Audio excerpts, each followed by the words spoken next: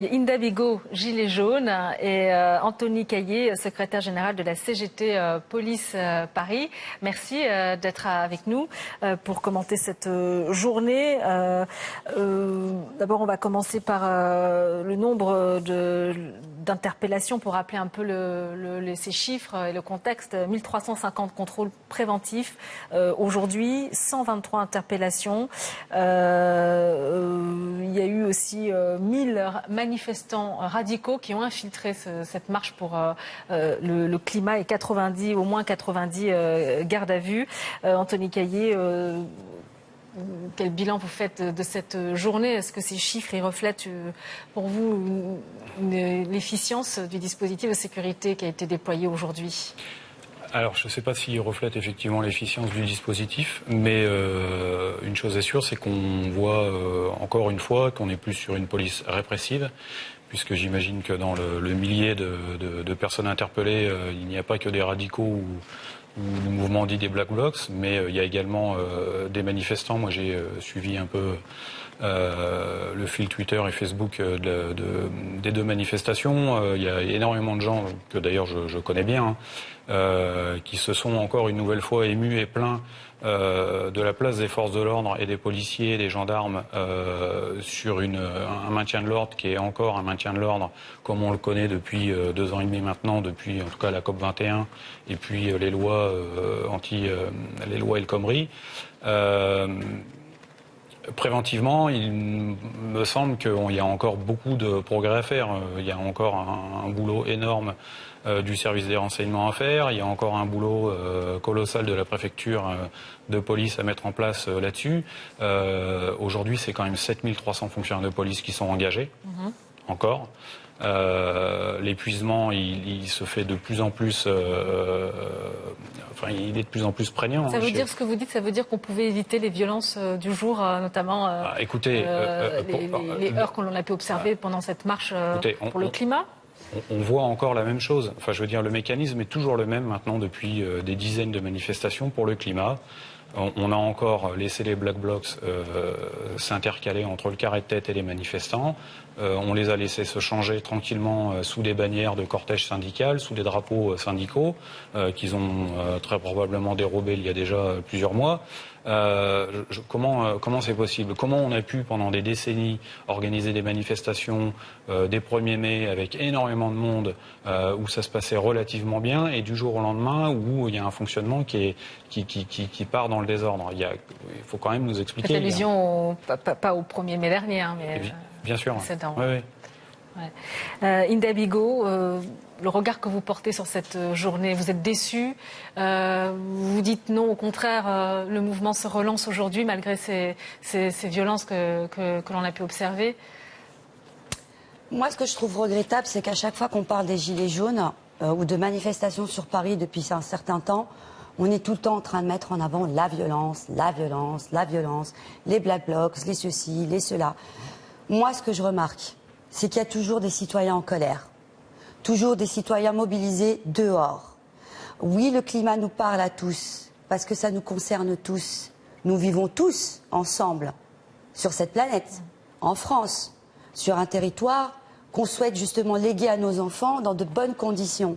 Alors, les Gilets jaunes, entre guillemets, qui à la base sont quand même des citoyens, les Black Blocs, ou peu importe le nom qu'on peut donner à certains groupes, restent des citoyens concernés.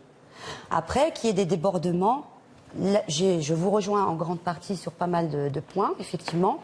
Mais là où je vous rejoins un peu moins, c'est quand on dit qu'ils s'infiltrent, ceci.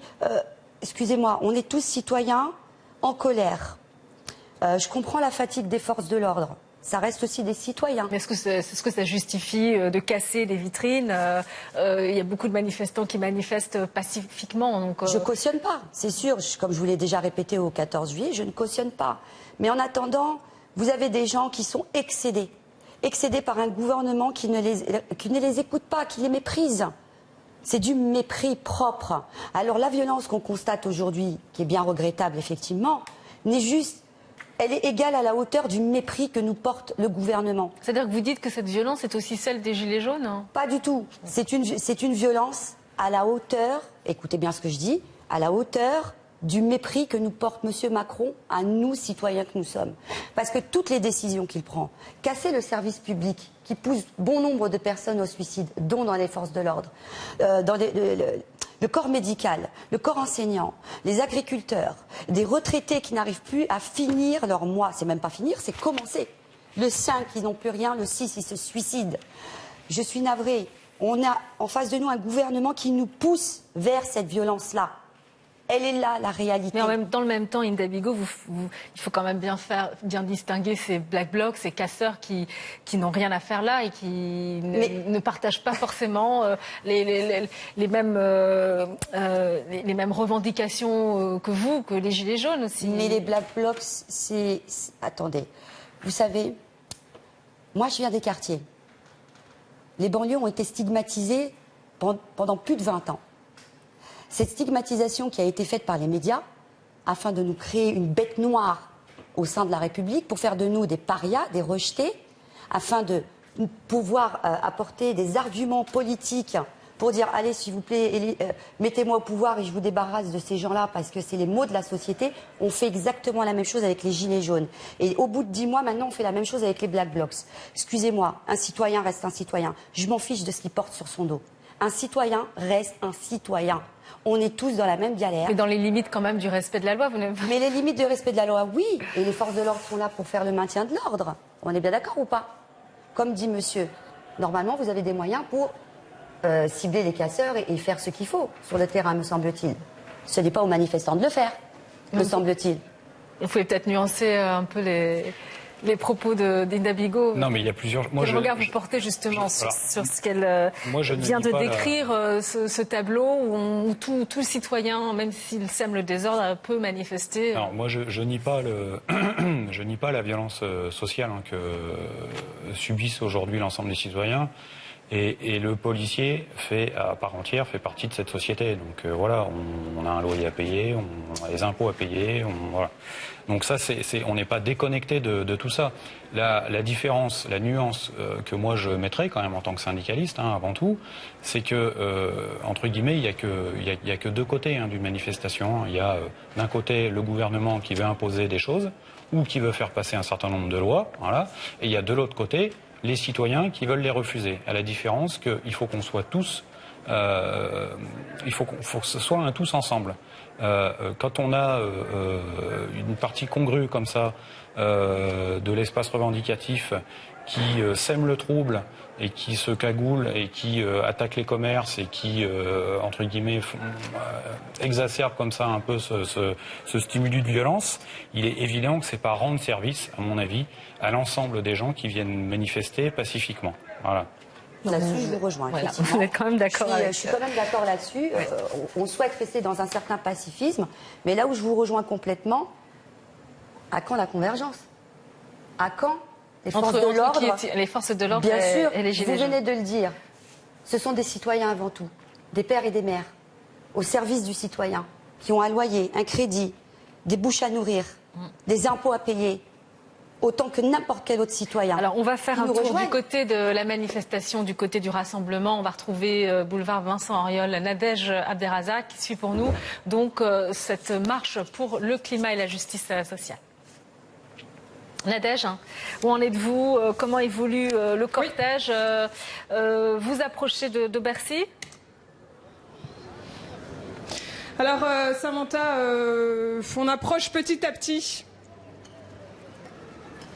On approche petit à petit, on a perdu le cortège tout à l'heure parce que je vous le disais, tout à l'heure les forces de l'ordre ont commencé à charger au sein du cortège, à tirer des gaz lacrymogènes justement pour que les manifestants laissent passer les pompiers qui étaient venus pour éteindre des feux, des poubelles incendiées.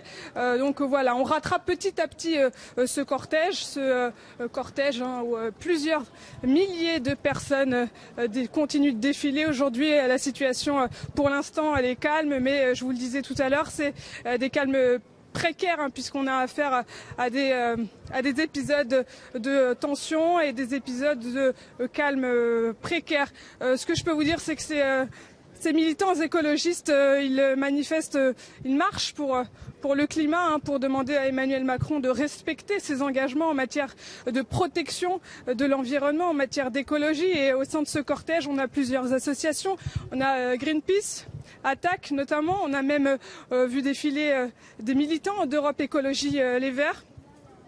On a également plusieurs centaines de gilets jaunes qui ont fait le déplacement, qui ont marché cet après-midi depuis le jardin du Luxembourg jusqu'à Bercy, des gilets jaunes qui ont tenté de manifester sur les Champs-Élysées. Rappelez-vous, les Champs-Élysées, c'est le lieu symbolique. C'est là que tout a commencé pour ces Gilets jaunes le 17 novembre dernier. Ils ont tenté de manifester. Ça a été également compliqué pour eux, alors que vous voyez juste sur ces images de Didier Mulot, une manifestante qui a été blessée et qui est prise en charge par les street medics. La situation, elle est un petit peu... pas confuse, mais voilà, tout au long le long de ce parcours, il a été pas chaotique, mais je sais pas, vous voyez que plusieurs mobiliers urbains ont été dégradés, que des poubelles ont été incendiées, de même que plusieurs scooters. Le bilan matériel de cette manifestation aujourd'hui, il est très important. On est toujours en fin de cortège avec un dispositif de sécurité qui est très imposant, très imposant. Et voilà ce que je peux vous dire. Je vois au loin, vous allez peut-être le voir sur les images de Didier Mulot, de nouveaux incendies à une vingtaine de mètres de nous maintenant. Les manifestants qui ont arrêté de chanter, qui ont arrêté de danser, puisque la manifestation, elle avait plutôt bien commencé. On a vu des militants, des manifestants qui chantaient, qui passaient un bon moment, qui manifestaient dans la bonne humeur. Ça s'est dégradé aux alentours de 15h quand des Black Blocs ont infiltré ce cortège. C'est à partir de là que ça a quelque peu dégénéré. Donc voilà, calme précaire au moment où je vous parle, mais la situation, elle reste tendue parce que le long de ce parcours est complètement... on a vu beaucoup de matériel Si je reprends mon souffle, je suis désolée. Donc voilà ce que je peux vous dire, Samantha. Oui, merci Nadège Abderrazak. Reprenez votre souffle. On va vous retrouver tout à l'heure. Vous suivez donc toujours cette marche pour le climat en direction de Bercy, avec toujours ponctué cette marche par des tensions. Un point chiffré, 153 interpellations selon la préfecture de Paris. 1000 manifestants radicaux qui auraient qui se seraient introduits au sein du cortège pour le climat, et 1350 contrôles préventifs ont donc été effectués aujourd'hui. Par ailleurs, selon le cabinet de comptage occurrence pour les médias, on compterait 10 000 personnes dans la capitale. Voilà des chiffres à revoir en début de soirée pour le bilan de cette mobilisation. Acte 45 des Gilets jaunes aujourd'hui à Paris, en province, et puis cette marche pour le climat et la justice sociale. Mobilisation aussi contre la réforme des retraites, le syndicat FO qui s'est mobilisé. Et puis c'était la journée aussi, portes ouvertes, journée du patrimoine. Aujourd'hui avec nous, Inda Bigot, Gilets jaunes, et Anthony Caillé, secrétaire général de la CGT Police Paris. On voit que ça reste quand même encore tendu. On est loin du compte encore parce qu'il est 17h31 au moment où on se parle. Voilà, le point de chute, c'est Bercy.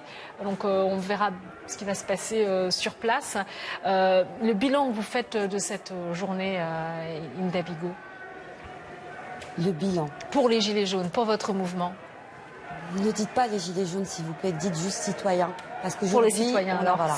Parce qu'aujourd'hui, il n'y a pas véritablement eu de manifestation dite Gilets jaunes comme on a pu voir tout l'été, dont je me suis occupée principalement de l'organisation avec d'autres Gilets jaunes. Pourquoi vous dites cela?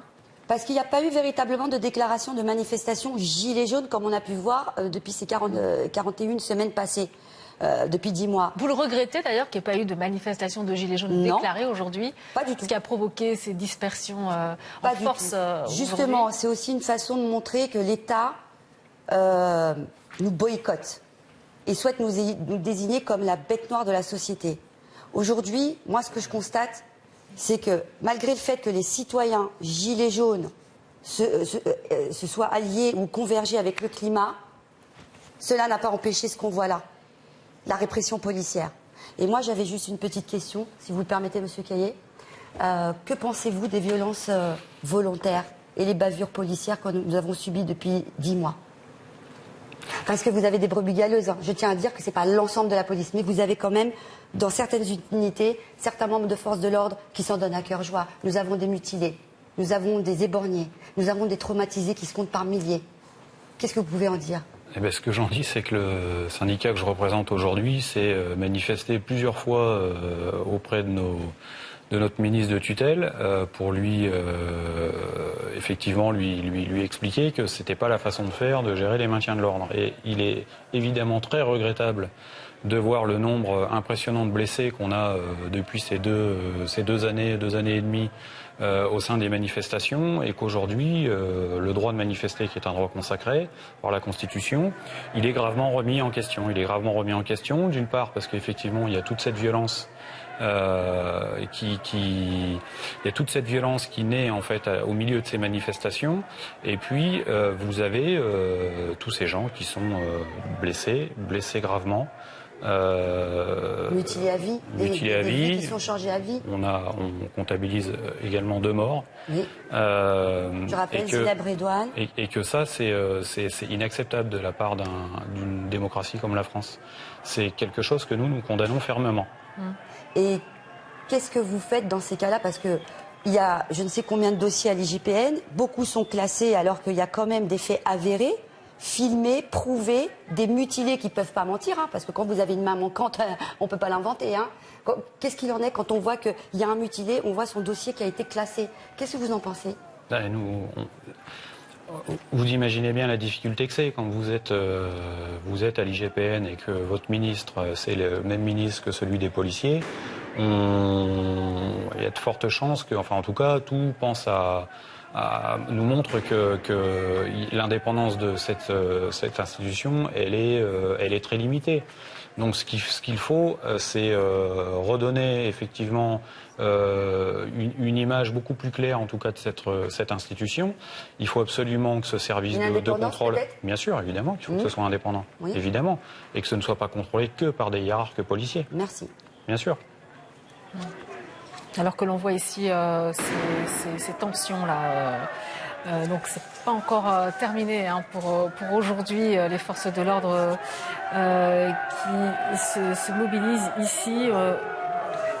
On va revenir sur ces images en direct, hein, mais bon, ça illustre un peu donc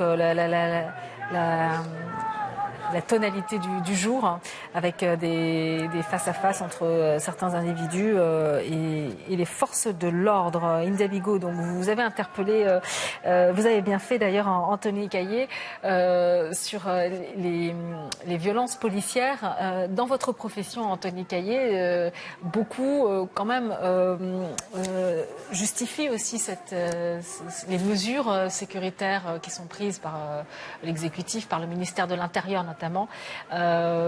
Est-ce que ça veut dire qu'au sein des forces de l'ordre aujourd'hui, vous êtes divisés? Ah oui, aujourd'hui, clairement, oui, on est divisés. Vous avez une grande partie des policiers qui n'adhèrent absolument pas à ce qu'on leur demande de faire aujourd'hui sur ce qu'on appelle les violences dites légitimes. Les gens, si demain les violences légitimes, elles existent. Je veux dire, quand la police, elle donne l'assaut dans le Bataclan, on est bien face à des violences légitimes et elles sont nécessaires. Et là, l'ensemble de la population le comprend, tout le monde le comprend. Hein. Quand vous avez un assaut qui a donné une NAS qui est mise en place, place de la Nation à la fin d'un 1er mai, et ben là, personne ne comprend, et moi le premier, parce que c'est quelque chose qui n'est pas compréhensible. Voilà. Personne ne dit que la violence de la police, elle ne doit pas exister. Moi, je suis le premier à le dire. Il y a effectivement des situations où c'est une nécessité absolue, voilà. Mais dans le cadre de ce type de manifestation... Comme là, comme en ce moment, là où on voit justement ce cordon de CRS, de policiers justement qui est acculé un petit peu. Là, on voit que c'est compliqué pour eux. Donc, face à eux, il y a des manifestants en colère. On ne voit pas très bien. On va voir un peu sur le plan large sur ce direct-là. Mais c'est compliqué. Parfois, il y a des situations qui sont difficiles à gérer. Il y a des situations qui sont difficiles. Mais attendez, c'est compliqué, oui et non. Ils sont acculés, c'est-à-dire derrière, ils peuvent reculer, ils peuvent pas reculer. S'ils peuvent pas reculer, effectivement. S'ils peuvent reculer... Quel est l'ordre qu'on va leur donner? C'est de maintenir la position ou c'est de reculer? Aujourd'hui, on leur demande de maintenir la position. Donc d'aller au contact. Mais c'est évidemment hyper dangereux. C'est dangereux pour les manifestations, dangereux pour les policiers. On met tout le monde. C'est une cocotte minute, ça, comme situation. C'est une cocotte minute. On va retrouver Nadège Abderrazak qui suit la marche pour le climat. Nadège, c'est bon. Vous êtes avec un ou une militante. C'est ça, Samantha. Écoutez, je suis toujours en fin de cortège. Les militants ont donné un peu de la voix quand même pour se remotiver. Il y a quelques minutes, ils ont chanté et scandé des slogans toujours aussi hostiles au gouvernement d'Emmanuel Macron. Emmanuel Macron qui les appelle à respecter ses engagements, des engagements qu'il a pris en 2017 et qu'il n'a pas respecté selon lui, selon ses manifestants en matière d'écologie, en matière de protection de l'environnement. Il a prononcé un discours, rappelez-vous, Emmanuel Macron à Biarritz, et pour eux, il est faux, il n'est pas réel, ce n'est que du blabla. C'est les mots de ces manifestants. Emmanuel Macron qui ne tient pas ses promesses, et ils continueront à manifester aujourd'hui ou à d'autres moments pour lui crier leur colère. Ce que je peux vous dire, Samantha, c'est que le calme est un petit peu revenu quand même, il faut le dire. Pas d'affrontement entre militants, entre manifestants et forces de l'ordre, pas de gaz lacrymogène pour le moment. Le cortège, la fin de cortège se dirige doucement vers Bercy. La bonne humeur est revenue, le soleil également. Je suis avec une gilet jaune qui ne porte pas d'ailleurs son gilet jaune. Pourquoi ? On n'a plus le droit. On n'a plus le droit parce que dès qu'on a un gilet jaune, on se fait arrêter. On a des amendes, donc on a des répressions qui sont inadmissibles. Donc voilà, on ne met plus de gilet jaune, on est mélangé dans la foule, on ne nous reconnaît plus, mais on est toujours là. C'est important de faire durer le mouvement 10 mois après son commencement. On n'a toujours rien eu de ce qu'on voulait, donc non. On attend les réponses. Monsieur Macron accorde quelques miettes à par-ci par-là.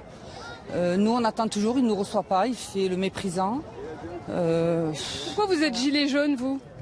Pour l'augmentation du SMIC, l'augmentation de l'essence qui n'a jamais été aussi haute. Elle est plus haute que pour le 17 novembre. La CSG, il y a plein, les TVA, l'ISF, l'ADP qui est très importante aussi, l'aéroport de Paris. Il ne faut pas qu'ils vendent de ça, c'est la fin quoi. Ils vendent tous les trucs publics qu'on a, c'est fou. Parce que vous, au quotidien, vous souffrez de l'inflation, vous ? Oui, le salaire, on a des très peu salaires, on a une prime d'activité soi-disant qu'on devait voir augmenter, moi j'en ai pas vu la couleur. Donc c'est certaines catégories de personnes qui l'ont eu. Donc nous, les Gilets jaunes, on n'a rien eu. Donc voilà, on se bat parce qu'on n'a rien du tout de toutes ces promesses qu'il nous a faites. Donc on est là et on ne lâchera rien, malgré ce que le préfet de Paris dit. On ne lâche rien, mais nous non plus. L'écologie, c'est un thème qui vous intéresse également, ou est-ce que vous êtes juste infiltré en tant que gilet jaune ? C'est très important l'écologie, bien sûr, mais avoir à manger dans son assiette, pouvoir payer son loyer, quand j'ai vu à Paris tous les gens qui sont dans la rue, mais c'est quand même prioritaire sur le climat. Bien sûr que le climat est important, mais manger, arriver à payer ses factures. Moi, je connais des personnes qui sont endettées, elles vivent un salaire sur l'autre parce qu'elles ont trop de charges. Les mutuelles, tout est très cher. Et pourquoi est-ce que la mobilisation s'est essoufflée à un moment ? Pourquoi est-ce que les gens ne sont pas aussi nombreux qu'ils l'étaient au mois de novembre, au mois de décembre, selon vous ? Parce qu'il y a beaucoup trop de répression. Quand on voit comment on se fait gazer, il y en a qui disent qu'ils ne veulent pas être blessés, qu'ils ne veulent pas être gazés. Ils disent qu'on n'obtiendra rien du tout, que M. Macron ne lâchera rien, mais par contre, on l'attend aux urnes. Donc voilà, les gilets jaunes sont toujours là, mais moins dans les manifs, puisque, regardez, on se fait gazer, on se fait massacrer. Tout à l'heure, j'ai vu un monsieur tomber à terre devant moi. La tête, la première, c'était horrible. Mais les CRS s'en vont, ils ne portent pas cas. On est des moins que rien. Voilà. Vous dites Emmanuel Macron ne nous écoute pas, il n'a pas répondu à nos revendications. Il ne peut pas répondre ou il ne veut pas répondre, Il ne Emmanuel veut pas, il est méprisant, il ne veut pas. Il se montre en photo, les manches retroussées jusque-là sur une revue, je ne sais plus laquelle. Comme tout va bien, il montre au monde entier que tout va bien, mais qui regarde la face de son pays, qui est lamentable. Je n'ai jamais vu, depuis que j'ai 63 ans, je n'ai jamais vu un mandat aussi catastrophique que celui de Macron. Monsieur Hollande, c'était pas le top, mais à côté, c'était du gâteau.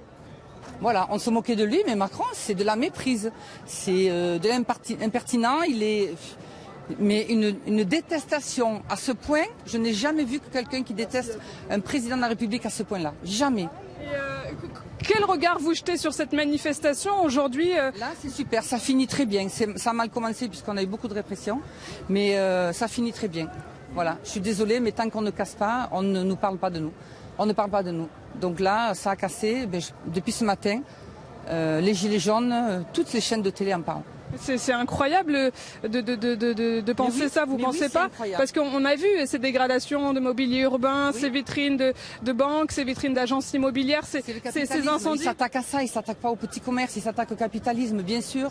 Le distributeur, les banques, les grands magasins, voilà. Qu'est-ce qu'ils chantent dans les rues anticapitalistes? Bien sûr, ça fait mal au ventre aux Gilets jaunes de voir tant d'argent dépensé. Quand vous voyez De Rugy, vous voyez Balkany. Non mais Madame Balkany qui va être peut-être maire de son village. Elle l'est actuellement, de sa ville, de Valois-Perret. C'est inadmissible. Elle a 3 ans de prison à faire et elle est encore... Parce qu'elle a fait appel, elle n'a pas le droit d'être condamnée. Mais nous, ça nous révolte, ça. Et les Gilets jaunes qui a fait... Elle ne fait pas de prison parce que son état de santé ne lui permet pas. Arrêtez, hein. Elle est révoltée, dans tous les médias, elle se montre maintenant. Je vais défendre mon mari, je suis le maire de Levallois.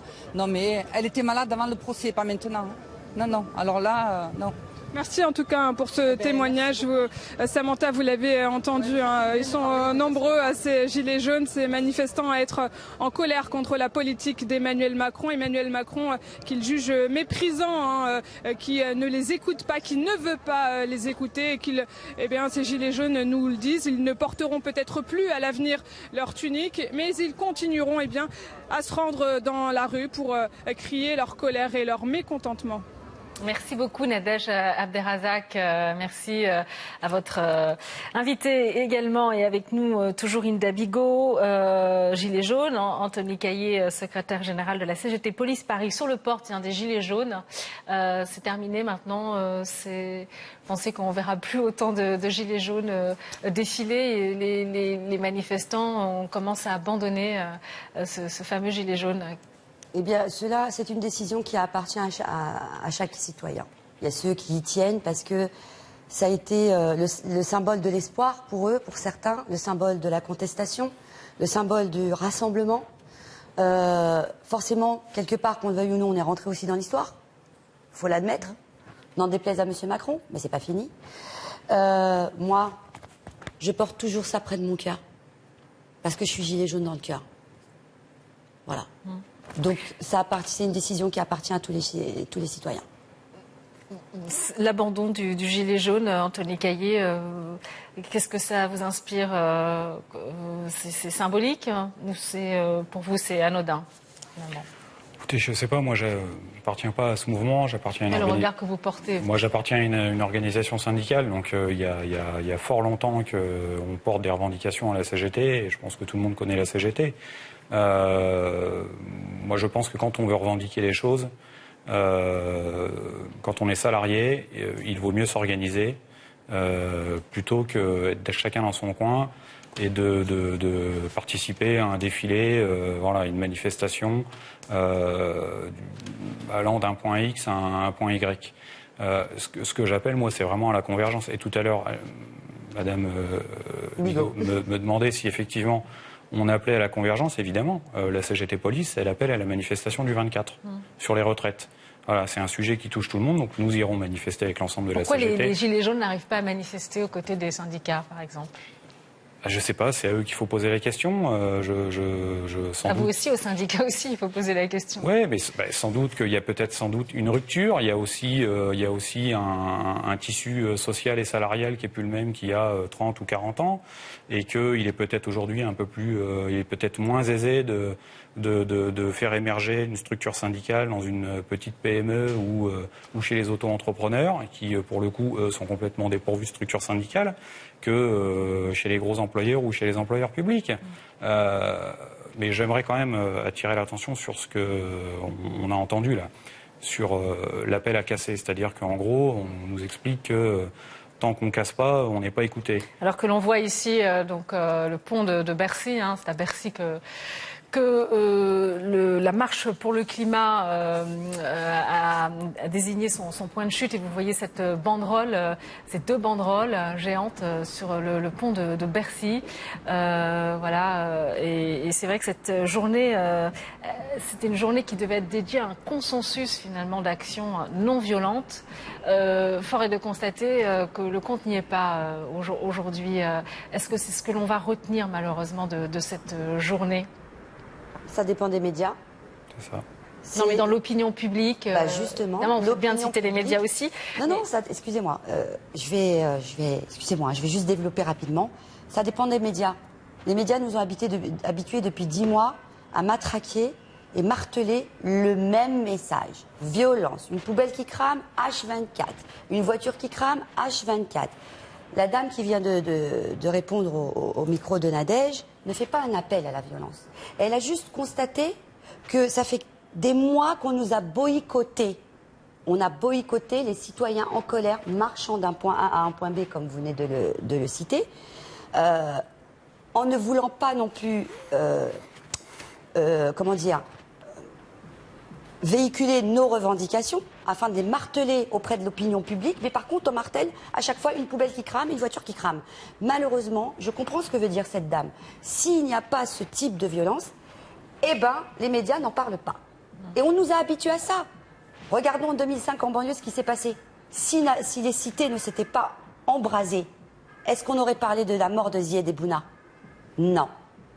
Elle est là, la réalité. Et c'est la réalité que les médias finalement pour éviter ces cas de figure, est-ce qu'il faut pas aller vers plus de convergence? On voit le climat social sur cette banderole, même responsable, même combat. Oui. Est-ce qu'il ne faut pas, pour les Gilets jaunes, finalement, aller vers plus de convergence pour se renforcer et donner plus de poids, justement? On n'a pas arrêté d'appeler, on appelle tous les citoyens en colère envers ce gouvernement qui nous met tous à mal, qui est en train de casser le service public au profit du capitalisme. Ça, il faut le noter, on est tous concernés, qu'on soit membre de force de l'ordre, qu'on soit retraité, un foyer monoparental, qu'on soit artisan, qu'on soit au RSA. On est tous citoyens de base. Ces décisions qui sont prises au sein du gouvernement est en train de détruire la nation et pousser la France vers un déclin total. C'est pour ça que depuis le 24 août, on souhaite s'organiser, et si les forces de l'ordre sont d'accord pour nous rejoindre, mais avant ça, il faut faire le ménage dans vos rangs afin de faire le ménage des brebis galeuses qui ont commis des exactions pour lesquelles ils doivent être condamnés. Il faut qu'on converge tous vers un seul et même but, la destitution. C'est tout. Monsieur Macron et son gouvernement sont incompétents. Il est où aujourd'hui? Il y a la colère qui gronde partout dans Paris. Ça fait 10 mois que ça gronde partout en France. Aussi en Outre-mer, même si on n'en parle pas. Encore une fois, le boycott des médias. Et lui, il est où? Et les prochaines échéances pour le mouvement des Gilets jaunes? Destitution. On s'organise. Mais comment on s'organise On s'est organisé tout l'été à informer les citoyens, voilà, durant les manifestations, durant des réunions. Nous allons de ville en ville, de région en région. On informe nos sites, parce qu'on est boycotté aussi par Facebook, mais ça c'est pas grave, on trouve d'autres moyens de communication, on se rencontre, on se voit, on informe les gens, on leur explique leurs droits constitutionnels, et il faut que les citoyens se mobilisent de municipalité en municipalité. L'une des problématiques aussi des Gilets jaunes aujourd'hui, c'est vrai que le mouvement s'est greffé à toutes ces manifestations dans le but justement de converger aussi. Oui. Mais l'une des problématiques, c'est aussi la mobilisation qui était que l'on a vu en déclin ces derniers mois. Il y a eu l'été. Maintenant, l'idée, pour vous, c'est quoi? C'est de relancer. Est-ce que vous croyez à nouveau qu'on va revoir des centaines de Gilets jaunes se mobiliser chaque samedi, hein? De toute façon, des centaines de milliers de Gilets jaunes. Été ou pas été, on a toujours été là. Je répète, les médias ont juste boycotté le mouvement. Elle est là la réalité pour nous faire oublier dans l'opinion publique, parce que ça arrange bien le gouvernement. Mais on est là. On est là. Et c'est pas le chiffre qui compte. C'est la détermination et la persévérance. Aujourd'hui, au bout de 10 mois, on sait qu'on n'aura rien. Par contre, nous, on va obtenir sa Anthony destitution. Caillé, vous disiez tout à l'heure que ce n'était pas la bonne stratégie forcément, que chacun manifeste dans son coin, qu'il faut s'organiser. C'est ce que vous dites aujourd'hui au mouvement des Gilets jaunes. Mais c'est ce que la CGT dit depuis le début. L'organisation, c'est inévitable. Mais il faut déjà s'organiser sur son lieu de travail. C'est à mon avis déjà là où c'est nécessaire. C'est-à-dire que avant d'aller essayer d'aller casser des vitrines, il y a à mon avis d'autres modes opératoires qui sont nettement plus intéressants et qui sont beaucoup plus efficients. Il y a un vieux concept qu'on a un peu oublié mais qui s'appelle la grève dans notre pays. Et je pense que si demain on a une majorité de salariés qui se mettent en grève dans ce pays, ça fera reculer le gouvernement bien plus vite. Mais on a fait ces appels à la grève. Mais excusez-moi, les syndicats ne nous ont pas suivis. On a essayé. On a fait ces appels à la grève. Vous avez suivi, vous l'avez pas suivi, les syndicats Non, moi j'ai pas ce retour, j'ai pas cette communication. Moi, ce que je peux dire, c'est que mon organisation syndicale, par exemple, la semaine dernière, a appelé à la grève à la Régie autonome des transports parisiens, que c'était une lutte admirable et où on a eu un taux de grève qu'on n'avait pas vu depuis 2007. Donc, bon, après, je ne sais pas quelle était la part des Gilets jaunes dans cette grève. On va voir aussi le 24, effectivement. C'est aussi une journée d'appel à manifestation et une journée de grève. On verra un peu la hauteur de la mobilisation. Inda Bigot, il faut que les Gilets jaunes, justement, profitent de ces journées de mobilisation, rejoignent ces journées, par exemple, de grève. C'est vrai, la grève de la RATP a été très suivie. Il y a eu quand même un impact important dans l'Hexagone, enfin à Paris, en tout cas en région parisienne. Il faut que les Gilets jaunes aillent dans ce sens, vous pensez, vous? Écoutez, nous, ça fait un moment qu'on a demandé... où on a lancé justement des appels à la grève. On a essayé de s'organiser dans ce sens, parce qu'effectivement, je vous rejoins, si à la grève, forcément, si on arrête l'économie du pays, en quelque sorte, pour au moins le ralentir, il finira peut-être par enlever ses bouchons d'oreille. Mais le souci, c'est que, comme nous sommes un mouvement citoyen et apartisan, on ne souhaite pas être récupéré par un quelconque syndicat. Je suis navrée. Quand vous avez M. Martinez, qui vient, qui se pavane, et puis après, on le voit à l'Élysée, il obtient sa petite enveloppe pour son syndicat et puis pour l'ensemble des syndiqués. Est-ce qu'il a pensé à discuter concernant la justice fiscale, la justice sociale, le rééquilibrage des indices économiques pour l'ensemble des citoyens? On discute tous les jours. Vous avez l'ensemble des camarades de la CGT des finances publiques. Mais non, mais attendez, on décide surtout pour les syndiqués. Excusez-moi, moi je suis pas syndiqué, il n'a pas parlé pour moi en tout cas, je vous le dis clairement. Moi ça n'a rien amélioré dans ma vie. Non, mais quand vous dites qu'il repart avec son enveloppe, je ne sais pas de quelle enveloppe vous parlez. Pas de son budget ou de ce qu'il a bien pu obtenir il y a quelques mois quand il a été reçu. Je suis désolée. Il y en a au début du mouvement. Je suis navrée, je le dis, je le répète et je m'en cache pas. Au début du mouvement, certains ont profité de ce mouvement pour s'y insérer, ont obtenu des rendez-vous à l'Élysée et ont obtenu ce qu'ils voulaient. Je ne citerai pas les syndicats en question, mais c'est pour ça que certains grévistes qui s'étaient proposés à la grève se sont rétractés. Elle est là la réalité. On voit que la convergence entre les Gilets jaunes et les syndicats... La convergence avec les syndiqués, il n'y a pas de souci. Ça annonce quand même mais on ne veut pas compliqué. De récupération. Merci beaucoup Inda Bigot. Je rappelle que vous êtes Gilets jaunes. Merci pour avoir commenté cette journée avec nous. Merci à vous Anthony Caillé. Vous êtes secrétaire général de la CGT Police Paris. Alors